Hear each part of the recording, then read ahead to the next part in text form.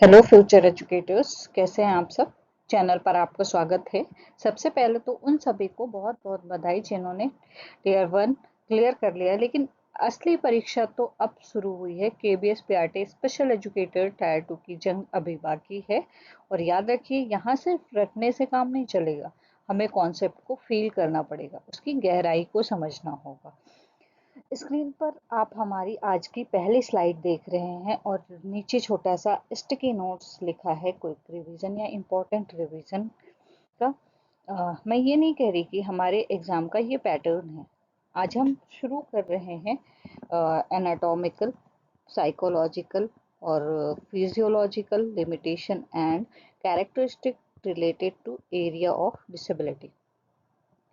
लेकिन इसे आसान भाषा में समझे तो एक स्पेशल एजुकेटर के तौर पर जब कोई बच्चा आपकी क्लास में आता है तो आपको पता होना चाहिए कि उसके शरीर यानी कि एनाटॉमी या उसके दिमाग यानी कि साइकोलॉजी में ऐसी क्या रुकावट यानी कि लिमिटेशन है जिसकी वजह से वो बाकी बच्चों से अलग बर्ताव कर रहा है। तो चलिए इसे एक एग्जाम्पल के साथ समझते हैं। मान लीजिए आपकी क्लास में दो बच्चे हैं, एक है राहुल और एक है प्रिया। अब राहुल को सीपी है, उसके पैरों की मांसपेशियां जो है मसल्स हैं बहुत सख्त रहती हैं, वो नॉर्मल बेंच पर नहीं बैठ सकता। ये क्या एक एनाटॉमिकल लिमिटेशन यानी कि शारीरिक रुकावट है? उसकी बॉडी के स्ट्रक्चर में चैलेंजेस हैं। इसका लक्षण यानी कि कैरेक्टरिस्टिक जो है वो क्या निकला कि उसको फाइन मोटर या ग्रॉस मोटर एक्टिविटीज में दिक्कत आएगी। मुझे एक टीचर के रूप में आपके लिए एक स्पेशल कुर्सी यानी कि एडॉप्टेड चेयर लानी पड़ेगी। वहीं दूसरी तरफ प्रिया है। प्रिया शारीरिक रूप से एकदम फिट है, भागती है, दौड़ती है, लेकिन उसको माइल्ड इंटेलेक्चुअल डिसेबिलिटी या एडीएचडी है। उसकी रुकावट उसके शरीर के ढांचे में नहीं बल्कि उसके दिमाग की प्रोसेसिंग में है। ये हुई एक साइकोलॉजिकल यानी कि कॉग्निटिव लिमिटेशन या मनोवैज्ञानिक रुकावट हम इसको बोल सकते हैं। इसका लक्षण क्या होगा? वो 40 मिनट लगातार बोर्ड पर फोकस नहीं कर पाएगी। मुझे उसके लिए सिलेबस को छोटे छोटे हिस्सों में तोड़ना पड़ेगा। समझ रहे हैं आप दोनों में अंतर? एक स्पेशल एजुकेटर तब तक एक अच्छा आईपी यानी इंडिविजुअलाइज्ड एजुकेशनल प्रोग्राम नहीं बना सकता जब तक उसे बच्चे की सटीक एनाटॉमिकल और साइकोलॉजिकल रुकावट का फर्क ना पता हो। आगे बढ़ने से पहले एक छोटा सा टेस्ट। फटाफट मुझे कमेंट्स में बताओ, अगर एक बच्चे को प्रोफाउंड हियरिंग इम्पेयरमेंट है यानी कि सुनने में गंभीर समस्या है, तो ये उसकी एनाटॉमिकल लिमिटेशन है या साइकोलॉजिकल लिमिटेशन है? देखते हैं कितने लोग इसका सही जवाब देते हैं। और हाँ, अगर वीडियो वैल्यूएबल लग रही है तो इसे लाइक शेयर और सब्सक्राइब जरूर कर दें, क्योंकि केबीएस टीयर 2 की पूरी तैयारी हम यही करने वाले हैं। तो आज के इस पूरे सेशन में हम मतलब हम हर एक डिसेबिलिटी जैसे वीआई, एचआई, आईडी, एएसडी का पोस्टमार्टम करने वाले हैं और समझेंगे कि उनकी शारीरिक मानसिक रुकावटें क्या हैं और एग्जाम में इस पर सिनेरियो बेस्ड प्रश्न कैसे आएंगे। अपना कॉपी पेन निकाल लीजिए। चलिए डिटेल में शुरू करते हैं।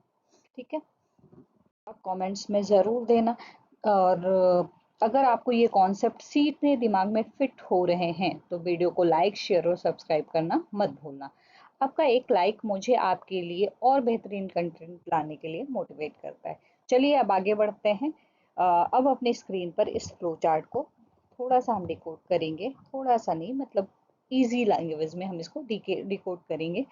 ठीक है, मैंने विकलांगता को 3 मुख्य श्रेणियों में बाँटा है। वैसे काफ़ी है लेकिन अभी टाइम नहीं है, तो इसमें एक चीज़ और ध्यान रखने की ज़रूरत है कि जिसका जो स्पेशलाइज़ेशन है वो इस हिसाब से समझेगा। ठीक है, जिसका हियरिंग इम्पेयरमेंट है वो हियरिंग इम्पेयरमेंट में करके आएगा, जिसका विजुअल इम्पेयरमेंट है वो विजुअल इम्पेयरमेंट में करके आएगा, जिसका इंटेलेक्चुअल डिसेबिलिटी है ये उसके लिए है। ठीक है, तो इसीलिए क्योंकि हमारे पास ज़्यादा टाइम नहीं है इसलिए मैंने तीनों डिसेबिलिटी को एक साथ वो कर दिया, क्योंकि ज़्यादातर बच्चे एचआई, पीआई और आईडीडी के मिलते हैं। ठीक है, अगर कोई अदर डिसेबिलिटी का है तो मुझे कमेंट सेक्शन में बता सकता है, मैं उसके लिए दूसरी वीडियो ज़रूर डालूंगी। ठीक है, तो यहाँ तक यहाँ से आगे बढ़ने के लिए हम चलते हैं, इस फ्लो चार्ट को डिकोड करते हैं। ठीक है, यहाँ पर हम देखेंगे सबसे पहले विकलांगता के प्रकार यानी कि टाइप्स ऑफ डिसेबिलिटी। वैसे आरपीडब्ल्यूडी के अकॉर्डिंग कितने टाइप्स हैं? 21 टाइप्स हैं, है ना।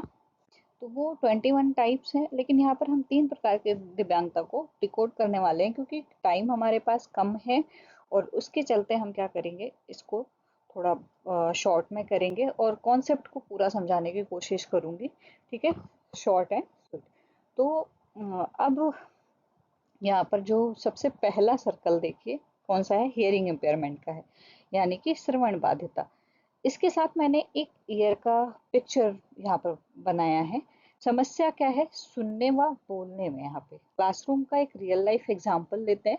मान लीजिए आपकी क्लास में सोनू है, आप पीछे से उसे आवाज लगा रहे हैं, लेकिन वो मुड़कर नहीं देख रहे हैं, आपको लगेगा सोनू बदमाशी कर रहा है, लेकिन असल में उसे हियरिंग इम्पेयरमेंट है, ये उसकी एनाटॉमिकल लिमिटेशन है। यहाँ पर एक स्पेशल एजुकेटर के तौर पर आप उससे आगे की बेंच पर बिठाएंगे, पढ़ाते समय अपने लिप मूवमेंट और इशारों यानी sign language, visual cue, facial expression, इन सब चीज़ों का ज़्यादा इस्तेमाल करेंगे। अब आते हैं दूसरे बॉक्स पर जो है विजुअल इम्पेयरमेंट का। ठीक है, विजुअल इम्पेयरमेंट यानी कि दृष्टिबाधिता।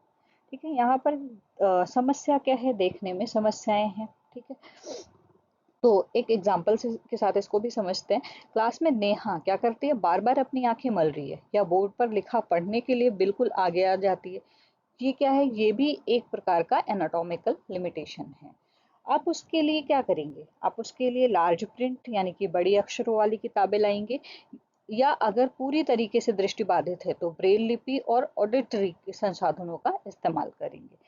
अब आते हैं इस ट्रायंगल के शेप पर। यहाँ पर ट्रायंगल बना है तो इसको देखिए, जो सबसे ज्यादा कंफ्यूज करता है यानी कि इंटेलेक्चुअल डेवलपमेंटल डिसेबिलिटी यानी विकासात्मक विकलांगता। यहाँ पर समस्या क्या होती है, समझने व सीखने की जो गति होती है वो क्या होती है, धीमी होती है। अब यहाँ ध्यान दीजिए, क्लास में राहुल है, उसकी आंख और कान बिल्कुल ठीक है, ठीक है, नो एनाटॉमिकल लिमिटेशन। लेकिन अब जब आप उसे 2+2=4 समझाते हैं तो उसे समझने में बाकी बच्चों से 4 दिन ज्यादा लगते हैं। क्यों? क्योंकि उसकी जो प्रोसेसिंग स्पीड है वो स्लो है, उसकी साइकोलॉजिकल या कॉग्निटिव जो लिमिटेशन है वो स्लो है।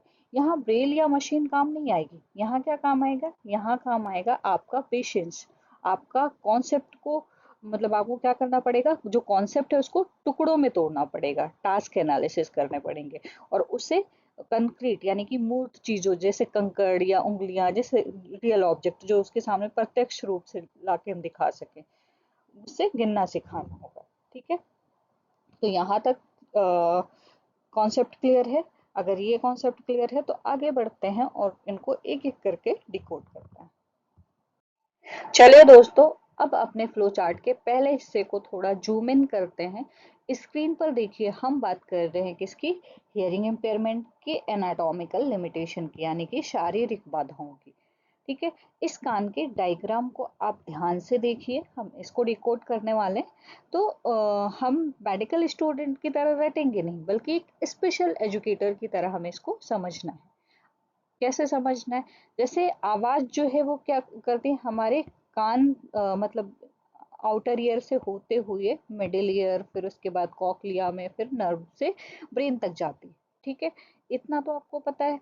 ये दिमाग तक कैसे जाती है, तो सबसे पहले हम इसको समझेंगे कि कान के 3 भाग होते हैं। ठीक है, यहाँ से और यहाँ तक का एक हिस्सा होता है जिसको बोलते हैं ओई यानी कि आउटर ईयर। ठीक है, या एक्सटर्नल ईयर भी बोलते हैं इसको। फिर यहाँ से लेके यहाँ तक का एक हिस्सा है, ठीक है, जिसको बोलते हैं एमी यानी कि मिडिल ईयर। ठीक है, उसके बाद का यहाँ से लेके यहाँ तक का जो हिस्सा है, यानी उसकी ओवल विंडो से लेके आंतरिक जितनी भी चीजें आएंगी वो किस में जाएंगी, आंतरिक ईयर यानी कि इंटरनल ईयर, आई बोल सकते हैं या इनर ईयर बोल सकते हैं। ठीक है, तो यहाँ तक क्लियर हो गया। अब इसमें बहुत सारी चीजें हैं, ये हमारा जो पार्ट होता है हम इसको क्या बोलते हैं, पिन्ना बोलते हैं, आप सबने पढ़ा होगा। ठीक है, बाकी ये लोब्यूल होता है। ठीक है, ये हेलिक्स होता है, ये हेलिक्स होता है और ये एंटी हेलिक्स होता है, इसको ट्रैकस बोलते हैं। ठीक है, इसको कोनका या कोनचा बोलते हैं। ठीक है, ये क्या होती है, एक्सटर्नल ऑडिटरी कैनाल होती है। फिर यहाँ पर टिम्पैनिक मेम्ब्रेन यानी कि कान का पर्दा आता है। फिर मैनलियस इनकस स्टैपिज जो ये कान की छोटी हड्डियां होती हैं वो कहलाती हैं। फिर ये स्टैपिज जो होती है ओवल विंडो से जुड़ी होती है, ये कॉकलिया होती है। इसको सेमी सर्कुलर कैनाल बोलते हैं, ठीक है। फिर उसके बाद ये ऑडिटरी नर्व होता है। अब हमारे कान क्या करते हैं, थोड़ा सा प्रोसेस ऑफ हियरिंग समझ लें। तो जो पिन्ना होता है वो क्या करता है, जो बाहरी वातावरण की आवाज है उनको कलेक्ट करने का काम करता है, ठीक है। कलेक्ट करके कहाँ भेजता है, एक्सटर्नल ऑडिटरी कैनाल के थ्रू ईयर ड्रम तक भेजता है। ईयर ड्रम पे प्रेशर के साथ हवा लगती है तो क्या होता है, ईयर ड्रम जो होता है वो मूव करने लगता है। अब वो मूव करता है तो उससे ये तीन हड्डियां आपस में जुड़ी दिखाई दे रही होंगी, वो क्या करती हैं, आपस में मूवमेंट करने लगती हैं, ठीक है। वो मूवमेंट करती हैं तो ये ओवल जो स्टैपीज होती है वो ओवल विंडो से जुड़ी होती है, ठीक है। और कॉकलिया में फ्लूइड होते हैं, तरल पदार्थ पाए जाते हैं, एंडोलिम्फ और पैराडिम्फ नामक दो तरल पदार्थ पाए जाते हैं। तो वो क्या होते हैं, जब कोई भी चीज जैसे पानी रखा है उसमें धक्का लगेगा तो वो क्या होगा, अपनी जगह से वो हिलेगा, है ना। तो वैसे ही जो तरल पदार्थ होते हैं वो अपनी जगह से स्थानांतरित होते हैं। जब वो स्थानांतरित होते हैं तो कॉकलिया में हेयर सेल्स पाए जाते हैं, ठीक है, आउटर और इनर हेयर सेल्स। वो क्या करते हैं, वो झुकते हैं, और जैसे ही वो झुकते हैं उससे क्या होता है कि इलेक्ट्रिकल एनर्जी उत्पन्न होती है। और वो जो इलेक्ट्रिकल एनर्जी उत्पन्न होती है यहाँ पर, वो ऑडिटरी नर्व के थ्रू, ठीक है, सीधे हमारे ब्रेन तक जाती है। यहाँ तक क्लियर है, ठीक है। और कोई कंफ्यूजन है तो मुझे बता सकते हैं। अब अगर इन तीनों पार्ट में कहीं भी कोई खराबी आ जाती है, ठीक है, चाहे वो आउटर ईयर हो, चाहे वो मिडिल ईयर हो, और चाहे वो इनर ईयर हो, इन तीनों पार्ट में अगर कोई खराबी आ जाती है तो उसको हम बोल देते हैं एनाटॉमिकल लिमिटेशन। तो इसकी मूल समस्या जो है क्या बनी, कि जो ध्वनि तरंगे हैं, मतलब जो साउंड वेव हैं, जो बाहर से एकॉस्टिक एनर्जी आ रही है, ठीक है, बच्चा उन्हें सही तरीके से रिसीव नहीं कर पा रहा। और ध्यान रखिएगा एग्जाम में यहाँ से सवाल बन सकता है। ये समस्या जो होती है जन्मजात भी हो सकती है, यानी कि कंजेनाइटल, यानी जन्म से ही, या फिर बाद में किसी बीमारी, इन्फेक्शन या एक्सीडेंट की वजह से भी हो सकती है, जिसको हम बोलते हैं एक्वायर्ड हियरिंग लॉस, ठीक है। तो अब जरा इस स्लाइड के नीचे लगे छोटे से पिंक स्टिकी नोट्स को ध्यान से देखिए। चूंकि बच्चा सुन नहीं पाता इसलिए कभी कभी बोलने की क्षमता जो होती है वो प्रभावित होती है। यहाँ पर आपसे क्वेश्चन पूछा जा सकता है, कैसे, तो यहाँ पर आपसे पूछा जाएगा कि एक बच्चे को सुनने में दिक्कत है तो उसके बोलने में भी समस्या क्यों आ रही है, उसके गले में कोई खराबी तो नहीं है। इसको एक रियल लाइफ एग्जांपल से समझिए। सोचिए एक छोटा बच्चा बोलना कैसे सीखता है, वो अपने माता पिता और आसपास के लोगों को बोलते हुए सुनता है और फिर उसे कॉपी करता है, सही कहा ना। अब जिस बच्चे ने कभी पापा या मम्मी शब्द क्लियरली सुना ही नहीं हो तो उसका दिमाग उस शब्द को प्रोड्यूस कैसे करेगा। इसलिए चूंकि बच्चा सुन नहीं पाता इसलिए कई बार उसकी बोलने की जो क्षमता होती है, यानी कि स्पीच एंड लैंग्वेज डेवलपमेंट, भी गंभीर रूप से प्रभावित होती है। कमी एनाटॉमी में नहीं है लेकिन असर उसके कम्युनिकेशन पर पड़ रहा है। तो एज अ टीचर जब ये बच्चा आपकी क्लास में होगा तो आपको पता होगा कि आप जो साउंड है इसके लिए काम नहीं करेगी, आपको उसके लिए क्या यूज करना पड़ेगा, साइन लैंग्वेज, विजुअल क्यूज, मतलब चित्र और इशारों की भाषा, lip reading, facial expression, gesture, posture, body language, ठीक है। ये सारी चीजें क्या करेगी, यूज करनी पड़ेंगी, ठीक है। अगर कॉन्सेप्ट क्लियर हो गया है तो कमेंट सेक्शन में क्लियर ज़रूर लिखिएगा, ठीक है। मैंने कोशिश की है आपको हियरिंग इम्पेयरमेंट समझाने की, या उसके पार्ट के बारे में मैंने आपको समझाया, तो यहाँ तक आपको समझ में आ गया होगा। आगे बढ़ते हैं और देखते हैं नेक्स्ट स्लाइड। तो दोस्तों पिछली स्लाइड में हमने कान की कमी यानी कि एनाटॉमी को समझा, लेकिन कहानी सिर्फ कान के खराब होने पर खत्म नहीं होती है। अब आते हैं केवीएस, टीजीटी और PRT special educator tier 2 exam के सबसे फेवरेट सेक्शन पर, कि इस शारीरिक कमी का बच्चे के यानी कि कान की कमी का बच्चे के दिमाग और सीखने के तरीके पर क्या असर पड़ता है। तो यहाँ पर हम देखेंगे हियरिंग इम्पेयरमेंट की साइकोलॉजी एंड लर्निंग पर, यानी मनोविज्ञान और सीखना। तो सबसे पहले यहाँ पर हमें एक फ्लो चार्ट दिखाई दे रहा होगा स्क्रीन पर, आप सभी देख रहे होंगे, ठीक है। यहाँ पर सबसे पहले क्या होता है आता है, यहाँ पर एक बॉक्स दिखाई दे रहा है आप सभी को, ठीक है, जहाँ पर लिखा हुआ है संचार में कठिनाई यानी कि कम्युनिकेशन गैप, भाषा और शब्दावली का विकास जो है वो धीमा होता है। जरा सोचिए, एक 5 साल का बच्चा है, वो अपनी बात दूसरों तक नहीं पहुंचा पा रहा है, दूसरों की बातें उसे समझ नहीं आ रही हैं। इसका सीधा असर किस पर पड़ेगा? उसकी भाषा और शब्दावली के विकास पर पड़ेगा। उसका जो भाषा और शब्दावली है वो बहुत धीमी हो जाएगी। ठीक ठीक है। वो आम बच्चों की तरह नए शब्द जल्दी नहीं सीख पाएगा। तो अब इससे क्या होगा? दो कम्युनिकेशन गैप के बहुत बड़े इम्पैक्ट आएंगे। कौन कौन से इम्पैक्ट आएंगे तो उनको इन बॉक्सेस के माध्यम से हम समझेंगे। तो सबसे पहला जो है, पढ़ने और लिखने में कठिनाई। ठीक है। अगर बच्चे के दिमाग में शब्दों के साउंड ही रजिस्टर नहीं हुए हैं, अगर वो रिकॉग्नाइज ही नहीं कर पा रहे कि साउंड क्या है, अवेयरनेस क्या है साउंड के प्रति, ठीक है, आइडेंटिफिकेशन क्या है साउंड के प्रति, तो वो उसे अक्षरों से जोड़कर पढ़ना और लिखना सीखने में आम बच्चों से ज्यादा मेहनत उसको लगेगी। ठीक है। फिर दूसरा इम्पैक्ट है आत्मविश्वास में कमी। ठीक है। दूसरों से बातचीत में झिझक होगी, सामाजिक अलगाव और भावनात्मक स्थिरता और तनाव होगा। तो सबसे पहले यहाँ पर हम लो कॉन्फिडेंस की बात करें तो इसे एक रियल लाइफ सिचुएशन से समझते हैं। क्लास में लंच ब्रेक हुआ है। अब सारे बच्चे ग्रुप में बैठकर गपशप कर रहे हैं, हंस रहे हैं, लेकिन हमारा ये बच्चा उस ग्रुप में शामिल होने से झिझकता है। उसे लगता है कि वो दूसरों की बात नहीं समझ पाएगा। इस वजह से वो धीरे धीरे वो सोशल आइसोलेशन यानी कि सामाजिक अलगाव का शिकार हो जाता है। वो क्लास में एकदम अकेला और शांत रहने लगता है, जिससे उसमें तनाव मतलब बहुत ज्यादा स्ट्रेस और भावनात्मक स्थिरता आ जाती अस्थिरता आ जाती है। स्थिरता नहीं होगी, अस्थिरता आ जाती है।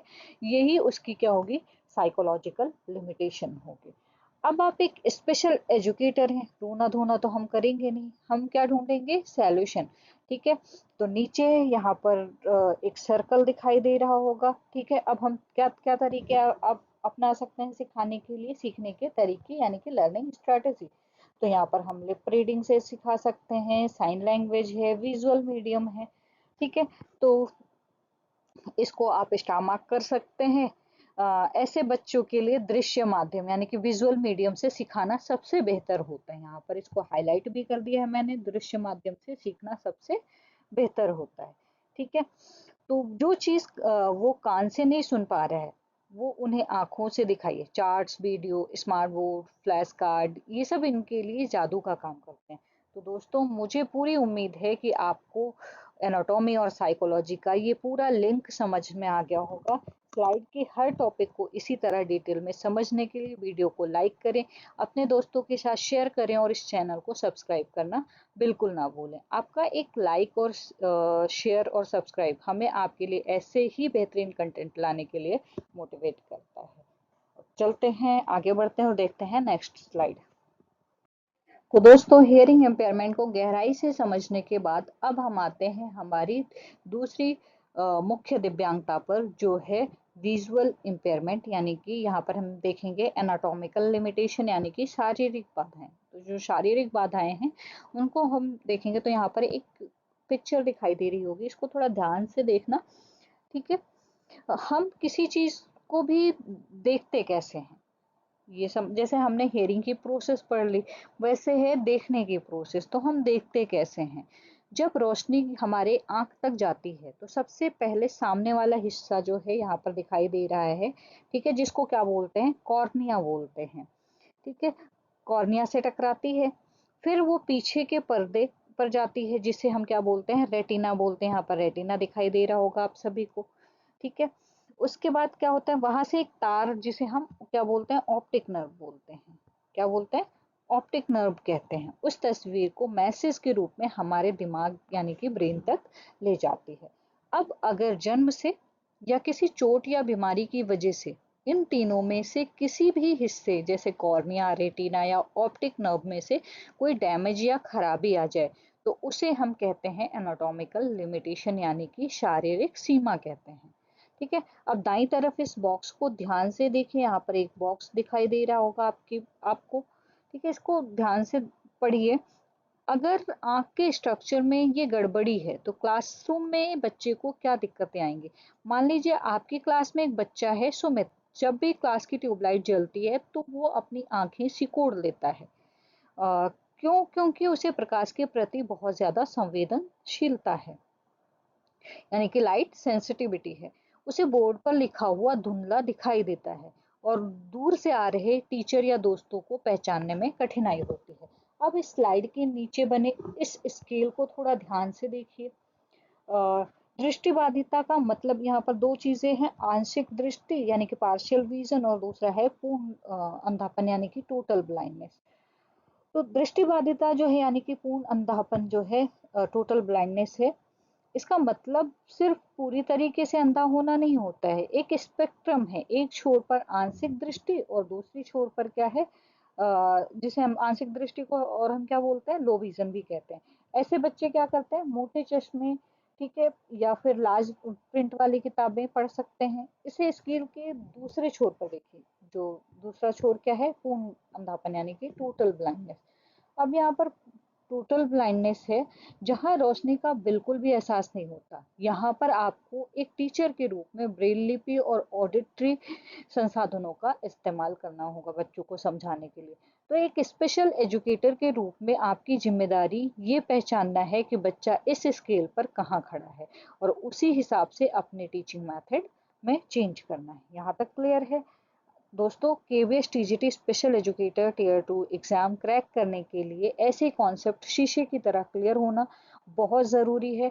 अगर आपको मेरे पढ़ाने का तरीका और ये स्लाइड समझ आ रही है तो अभी इसी वक्त वीडियो को लाइक करें, अपने सभी स्पेशल एजुकेशन वाले दोस्तों के साथ इसे शेयर करें, और हाँ, चैनल को सब्सक्राइब करना बिल्कुल ना भूलें। आपका यही सपोर्ट मुझे आपके लिए ऐसे बेहतरीन लेक्चर्स लाने की एनर्जी देता है। ठीक है, तो आगे बढ़ते हैं और देखते हैं नेक्स्ट स्लाइड। चलिए दोस्तों, आंखों की शारीरिक बनावट यानी कि एनाटॉमी की तो बात हो गई, लेकिन अब आते हैं एक स्पेशल एजुकेटर के सबसे मुख्य काम पर। तो यहाँ पर हम देखेंगे विजुअल इम्पेयरमेंट की साइकोलॉजी एंड लर्निंग। ठीक है, किस तरीके से उनकी साइकोलॉजी है और किस तरीके से हम उन्हें लर्निंग करवा सकते हैं। तो बच्चा आपके क्लास में आता है, मान लीजिए कि एक दृष्टिबाधित बच्चा है, वो आपके क्लास में आता है, उसके दिमाग में क्या चल रहा है, उसकी साइकोलॉजी क्या है और वो सीखता क्या है, कैसे है, यही हम देखने वाले हैं इस स्लाइड में। तो सबसे पहले इस तरफ यहाँ पर एक बॉक्स दिखाई दे रहा है, उसमें एक बहुत उदास सा फेस दिखाई दे रहा होगा, यानी कि सैड इमोजी दिखाई दे रही है आप सभी को। ये है आपकी क्या, मनोवैज्ञानिक सीमाएं। अब आप जरा सा खुद को उस बच्चे की जगह रखकर सोचिए। जब आप आसपास की दुनिया को देख नहीं पाते तो सबसे बड़ा डर क्या होता है, नई जगह, है ना? होता है कि नहीं होता है? क्लासरूम में एक अमन नाम का एक बच्चा है जिसे टोटल ब्लाइंडनेस है। अगर स्कूल का फर्नीचर थोड़ा सा भी बदल दिया जाए या उसे किसी नई लैब में जाना हो तो उसके अंदर का एक बहुत बड़ा डर और चिंता जो है उसके अंदर आ जाता है, क्योंकि वो हर कदम के लिए दूसरों पर निर्भर है। उसकी जो आत्मनिर्भरता है उसमें कमी आ जाती है, उसे अंदर ही अंदर निराशा, मतलब वो अंदर ही अंदर निराश हो जाता है।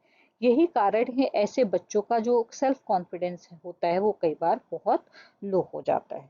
ठीक है, तो इनकी मनोवैज्ञानिक सीमाओं की बात करें तो क्या क्या है, आत्मनिर्भरता यानी कि इंडिपेंडेंस की कमी, नई जगहों पर जाने में डर या चिंता, फियर ऑफ न्यू प्लेसेस, दूसरों पर आत्मनिर्भरता के कारण निराशा और आत्मविश्वास में कमी आ जाती है। अब आते हैं दूसरे बॉक्स पर, यहाँ पर दूसरा बॉक्स दिखाई दे रहा है आप सभी को। ठीक है, अब एक टीचर के रूप में हमारा काम क्या है, जो उन बच्चों में निराशा आई थी, इस सैड इमोजी को हम किस में बदलेंगे, एक हैप्पी इमोजी में बदलने का काम किसका है, हमारा, यानी कि स्पेशल एजुकेटर का है। ठीक है, तो जैसे भगवान ने अगर हमारी एक सेंस ली है तो बाकी सेंसेस को बहुत तेज कर दिया है ना। ये बच्चे आंखों से नहीं बल्कि हियरिंग यानी कि कानों से और स्पर्श यानी कि टच से अपनी या हम कह सकते हैं कि अपनी उंगलियों से सीखते हैं, यहाँ पर देख सकते हैं। ठीक है, ब्रेल से बच्चे कैसे सीखते हैं, स्पर्श करके सीखते हैं। तो इनका सबसे बड़ा जो हथियार है वो क्या है, ब्रेल लिपि है। लेकिन ध्यान रखिए, उंगलियों से छूकर ब्रेल को, मतलब उंगलियों से ब्रेल को छूकर पढ़ने की जो गति होती है आंखों से पढ़ने की तुलना में थोड़ी धीमी होती है। इसलिए केवीएस और एनवीएस के एग्जाम में हमेशा ये नियम होता है कि वीआई बच्चों को एग्जाम में एक्स्ट्रा टाइम दिया जाता है। ठीक है, अब सबसे महत्वपूर्ण पॉइंट पर आते हैं। ठीक है, जो है आप यहाँ पर पिंक साइज स्टिकी नोट आपको दिखाई दे रहा होगा, उसको ध्यान से देखिए। आप इसको अपने दिमाग में चिपका लीजिए। ये केवीएस, पीआरटी और TGT special educator tyre 2 exam का सबसे फेवरेट सवाल है। एक विजुअली इम्पेयर्ड बच्चे को मैथ या साइंस से भी पहले क्या सिखाना जरूरी है? गतिशीलता और दिशा का ज्ञान, यानी कि ओरिएंटेशन एंड मोबिलिटी की सख्त जरूरत होती है, तो ये सिखाना बहुत ज्यादा जरूरी है। ओरिएंटेशन का मतलब क्या है? सबसे यहाँ पर मतलब की बात करें तो अपने दिमाग में जगह का नक्शा बनाना कि मैं अभी कहाँ खड़ा हूँ, दरवाजा किस तरफ है। मोबिलिटी का मतलब है बिना किसी से टकराए सुरक्षित रूप से एक जगह से दूसरी जगह पर जाना। जैसे सफेद छड़ी जो होती है ना, व्हाइट केन, उसका इस्तेमाल करना। और अगर बच्चे को ओरिएंटेशन और मोबिलिटी सिखा दी जाए तो उसका दूसरों पर जो निर्भरता है, वो वाला जो डर है उसके अंदर, वो खत्म हो जाएगा और उसका कॉन्फिडेंस का लेवल जो है वो हमेशा बढ़ेगा, आसमान छुएगा। तो दोस्तों, एक स्पेशल एजुकेटर का काम क्या है? सिर्फ पढ़ाना नहीं है, बल्कि बच्चे को इंडिपेंडेंट बनाना भी है।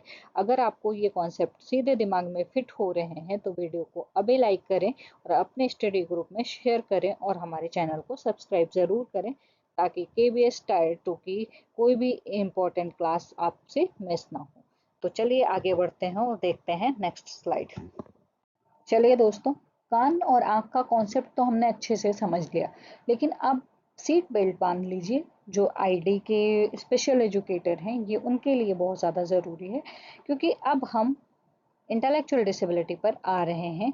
ठीक है, तो यहाँ पर एनाटॉमिकल वाला ब्रेन डायग्राम आपकी स्क्रीन पर दिखाई दे रहा होगा।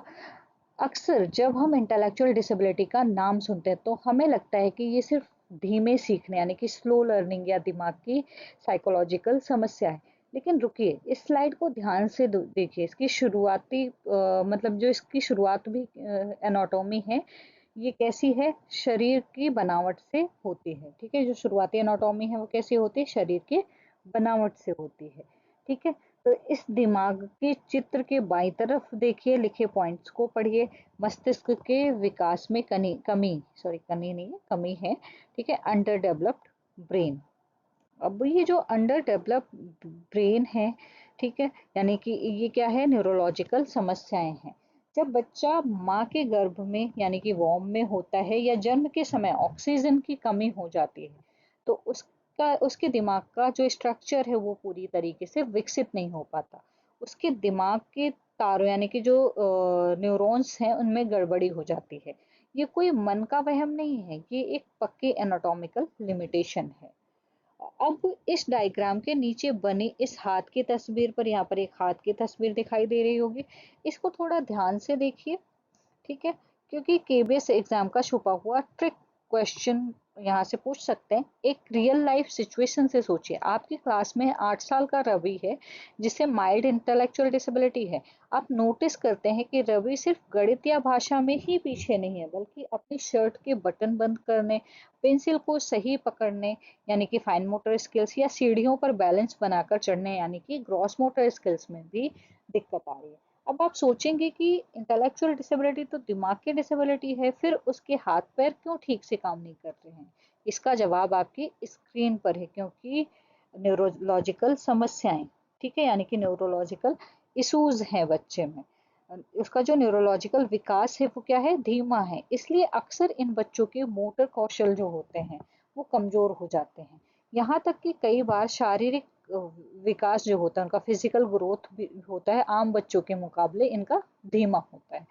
तो एक स्पेशल एजुकेटर के तौर पर आपको ये पता होना चाहिए कि अगर बच्चे का ब्रेन पूरी तरीके से डेवलप नहीं हुआ है तो उसका असर सिर्फ उसकी बुद्धि पर नहीं, बल्कि उसकी बॉडी की मूवमेंट पर भी पड़ेगा।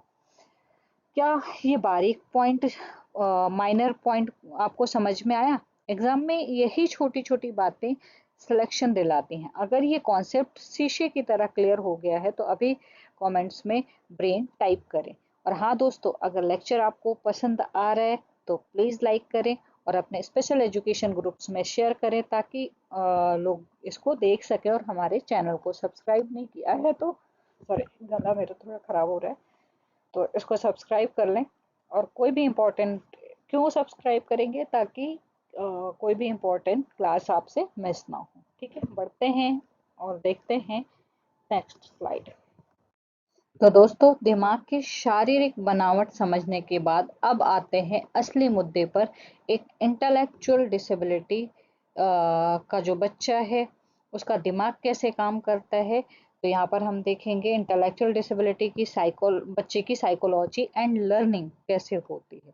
ठीक है, यानी कि उसका दिमाग कैसे काम करता है और उसकी साइकोलॉजी क्या है। एक स्पेशल एजुकेटर होने के नाते आप उसे पढ़ाएंगे कैसे, चलिए इसका भी पोस्टमार्टम करते हैं।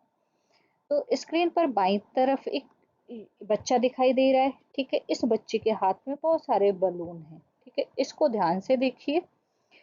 ये जो गुब्बारे हैं, बच्चे ने गुब्बारे पकड़ रखे हैं। ये गुब्बारे हवा में नहीं उड़ रहे बल्कि उसकी मनोवैज्ञानिक सीमाओं यानी कि साइकोलॉजिकल लिमिटेशन के बोझ हैं, हम ये मान लेते हैं। तो गुब्बारों के अंदर जो शब्द लिखे हैं उन पर ध्यान से देखिए। सबसे पहले है समझने और निर्णय लेने की क्षमता कम होती है इनकी। ठीक है, यानी कि इसे एक रियल लाइफ सिचुएशन से समझते हैं। मान लीजिए क्लास में अमित है। अगर आप अमित को कोई टास्क देंगे तो 5 मिनट में ही उसका ध्यान क्या होगा, भटक जाएगा। ठीक है, अगर उसे रूटीन में जरा सा भी बदलाव कर दिया तो वो कोई निर्णय नहीं ले पाएगा और घबरा जाता है। उससे बार बार असफलता होता है तो उसका आत्मविश्वास क्या होता है, बिल्कुल गिर जाता है। यानी कि उसकी सबसे बड़ी मनोवैज्ञानिक रुकावट जो है यही है। तो एक स्पेशल एजुकेटर के तौर पे आपका काम क्या है। तो लेकिन एक स्पेशल एजुकेटर का काम क्या है, इन समस्याओं पर रोना नहीं है बल्कि क्या करना है, उसका सोल्यूशन निकालना है, यानी कि समाधान निकालना है। अब इस बच्चे की इन मुश्किलों से निकाल कर हम क्या करेंगे, हम उन्हें सफलता की सीढ़ियों पर चढ़ाएंगे। ठीक है, तो हमें उन्हें सफलता की सीढ़ियों पर चढ़ाने के लिए क्या क्या करना पड़ेगा वो हम देख लेते हैं। ठीक है, सबसे पहली सीढ़ी जो है क्या है, बहुत धीमी गति यानी कि वेरी स्लो पेस। ठीक है, आपको क्या करना पड़ेगा, पेशेंस रखना होगा। इनकी जो सीखने की गति है वो क्या होती है, बहुत ज्यादा धीमी होती है। फिर आते हैं दूसरी सीढ़ी पर, बार बार अभ्यास, नीड फॉर रिपीटिशन। मतलब दूसरी सीढ़ी क्या कहती है, जो चीज नॉर्मल बच्चा एक बार में सीखता है इन्हें वो 10 या 20 बार सिखानी पड़ेगी। प्रैक्टिस इज द की हो, यहाँ पर जो प्रैक्टिस होगी वो क्या होगी, की होगी उनको सिखाने की। फिर आते हैं तीसरी सीढ़ी पर, सरल और ठोस उदाहरण, सिंपल और कॉन्क्रीट एग्जाम्पल। आप इन्हें हवा में 2+2=4 नहीं पढ़ा सकते ना। आपको 2 असली सेब और 2 सेब हाथ में देकर मतलब इनको समझाना होगा। ठीक है, ये उनका क्या होगा, जो अब्स्ट्रैक्ट थिंग्स हम बात करें, अब्स्ट्रैक्ट चीज़ों की बात करें तो इनको रियल ऑब्जेक्ट से ज़्यादा समझ में आएगा। ठीक है, तो ये चीज़ें इन्हें ज़्यादा समझ में आएंगी। फिर सबसे ऊपर की सीढ़ी की बात करें तो वो दैनिक जीवन कौशल यानी कि एडियल डेली लिविंग स्किल्स जिसको बोलते हैं। दोस्तों, हमारा अल्टीमेट गोल इन्हें सिर्फ किताबी ज्ञान देना नहीं है बल्कि इन्हें नहाना, कपड़े पहनना, खाना खाना, जिससे रोजमर्रा के काम खुद करना सिखाना है ताकि ये अपनी जिंदगी में आत्मनिर्भर बन सके। और हाँ, यहाँ दाई तरफ नीचे वाले डॉटेड बॉक्स को मत भूलिए, यहाँ पर एक बॉक्स दिखाई दे रहा है। ठीक है, सामाजिक कौशल का विकास जो है इनका धीमा होता है। इन्हें दोस्त बनाने में या अपनी बारी का इंतजार करने में काफी दिक्कत होती है, इसलिए क्लास में ग्रुप एक्टिविटी करवाना बहुत ज्यादा जरूरी है। तो दोस्तों, KVS PRT special educator tier 2 exam में ऐसे ही घुमावदार केस स्टडी आते हैं जहां आपको कंक्रीट एग्जाम्पल और एडीएल जैसे कीवर्ड्स पर टिक लगाना होता है। अगर आपको ये सारे कॉन्सेप्ट अच्छे से समझ में आ रहे हैं और वीडियो हेल्पफुल लग रहा है तो वीडियो को अभी लाइक करें, अपने सभी दोस्तों के साथ शेयर करें और हमारे चैनल को सब्सक्राइब जरूर करें। ठीक है, तो बढ़ते हैं अगली स्लाइड की तरफ। तो दोस्तों, अब हम आ गए हैं अपनी क्लास के सबसे आखिरी और सबसे धाकड़ पड़ाव पर। स्क्रीन पर जो आप देख रहे हैं वो कोई आम स्लाइड नहीं है, ये क्या है, हमारा मास्टर कंपैरिजन यानी कि मैट्रिक्स। ठीक है, अब तक हमने जो भी चीज़ें गहराई से पढ़ी हैं वो इस टेबल या इस पूरे लेक्चर का क्या है, ब्रह्मास्त्र है। तो यहाँ पर हम देखेंगे इसका मास्टर कंपैरिजन मैट्रिक्स। ठीक है, तो सबसे पहले यहाँ पर जो इनकी कैरेक्टरिस्टिक दी हुई है, फिर हियरिंग इनकी डिसेबिलिटी दी हुई है, हियरिंग इम्पेयरमेंट, विजुअल इम्पेयरमेंट और इंटेलेक्चुअल डिसेबिलिटी। ठीक है, सबसे पहले तो इनको 3 भागों में डिवाइड किया गया। पहला हम एनाटॉमी हमने समझा, दूसरा साइकोलॉजी समझी और तीसरा लर्निंग कैसे करते हैं वो समझा। तो एनाटॉमी जो है, हियरिंग इम्पेयरमेंट की बात करें तो कान, कॉक्लिया या ऑडिटरी नर्व में प्रॉब्लम होती है, outer ear, middle ear, inner ear में प्रॉब्लम होती है। ठीक है, विजुअल इम्पेयरमेंट की बात करें तो आंख, रेटिना, कॉर्निया या ऑप्टिक नर्व जो होते हैं वो अफेक्टेड होते हैं। इंटेलेक्चुअल डिसेबिलिटी की बात करें तो मस्तिष्क विकास में कमी होती है, न्यूरोलॉजिकल मोटर स्किल्स इनकी अफेक्टेड होती है। साइकोलॉजी की बात करें तो हियरिंग इम्पेयरमेंट के बच्चों में संचार की कमी होती है, यानी कि कम्युनिकेशन गैप होता है, जिससे क्या होता है, स्ट्रेस होता है और सोशल आइसोलेशन यानी कि सामाजिक अलगाव में रहने लगते हैं। वहीं विजुअल इम्पेयरमेंट की बात करें तो आत्मनिर्भरता की कमी, नई जगहों का डर इनको बहुत होता है। ठीक है, इंटेलेक्चुअल डिसेबिलिटी की बात करें तो निर्णय और समस्या समाधान में कठिनाई होती है, ध्यान की कमी होती है। लर्निंग की बात करें तो इनकी लर्निंग जो है हियरिंग इम्पेयरमेंट बच्चों की साइन लैंग्वेज के द्वारा, लिप रीडिंग के द्वारा, विजुअल के थ्रू ज़्यादा होती है। और विजुअल इम्पेयरमेंट की बात करें तो ब्रेल से ज़्यादा सीखते हैं, स्पर्श और श्रवण से सीखते हैं, ओरिएंटेशन और मोबिलिटी की ट्रेनिंग देनी होती है इन्हें।